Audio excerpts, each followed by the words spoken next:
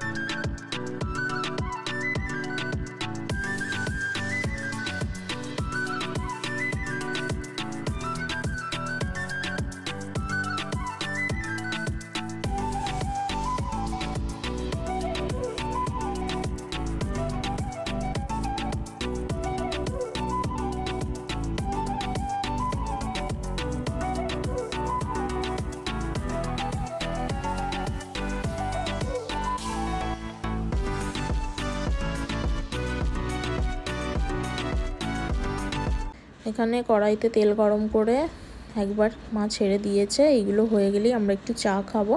চা খাওয়ার পরে তারপরে আরও ভাজবো। এবারে আমিই ভাজছি। আমার মোটামুটি আর 2-1বার ভাজলেই সব পকোড়াগুলো ভাজা হয়ে যাবে। এরপর কড়াইয়ের মধ্যে দিয়ে দিলাম, এখানে ভাত বসে গেছে, মা ভাত বসিয়ে দিয়েছে, কড়ার মধ্যে ক্যাপসিকাম দিয়ে দিয়েছি। ক্যাপসিকামগুলো ভালো করে ভাজা হলে তারপরে দেবো পেঁয়াজগুলো, কারণ ক্যাপসিকামগুলো একটু তো দেরি হয়, আর যদি ক্যাপসিকাম না ঠিকঠাক ভাজা হয় না খেতেও ভালো লাগে না। তারপর এর মধ্যে আদা, রসুন, 3 রকমের সস, কাঁচা লঙ্কা চেরা সমস্ত কিছু দিয়ে এখন ফুটতে দিয়েছি। দিয়ে রাহিরিক এসে গেছে আর দিদি সবাই মিলে এখন উপরে এসেছি। ওরা তো এলেই জানো তোমরা সবাই, হাসি, নানান রকম কথা, এই সমস্ত কিছুই এখন হচ্ছে। ওরা ব্যায়ামে গিয়েছিল, সেই সমস্ত কিছুই বলছে, কি ব্যায়াম করেছে আজকে, দুপুরে কি খেয়েছে। মায়ের ফ্রাইড রাইসও হয়ে গেছে, এখানে মা এখন ওদেরকেই দিচ্ছে। রাইরিক আগে থেকেই বলে দিচ্ছে ওরা কেউ এই সবজি, কাজু কিশমিশ খাবে না, সেগুলোই মা এখন তুলে নিচ্ছে। আর তারপর ওদেরকে প্লেন ভাত দিতে হবে, এটাই ওদের দাবি। এখন ওরা এখানে খেয়ে নিক, তারপর দিদি, আমি, মা খাবো।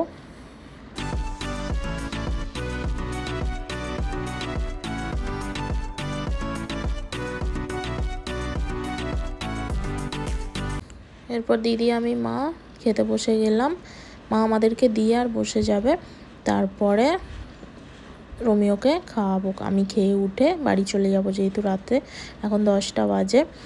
আর ফ্রায়েড রাইস যতবারই হয় আমি শুধু খেতেই একটু বেশি পছন্দ করি প্রথমে, সেই জন্য শুধুই একটুখানি টেস্ট করলাম। দারুণ সুন্দর স্বাদ হয়েছে।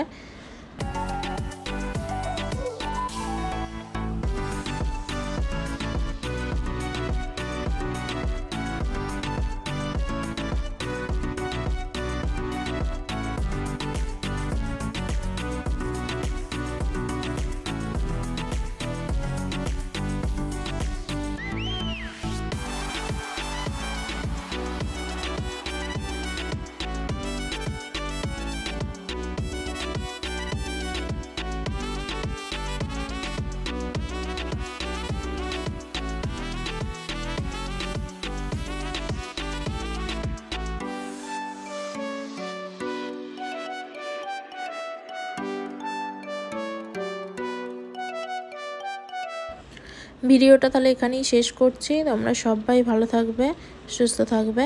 Good night, tata. আবার দেখা হবে নতুন একটা ব্লগে।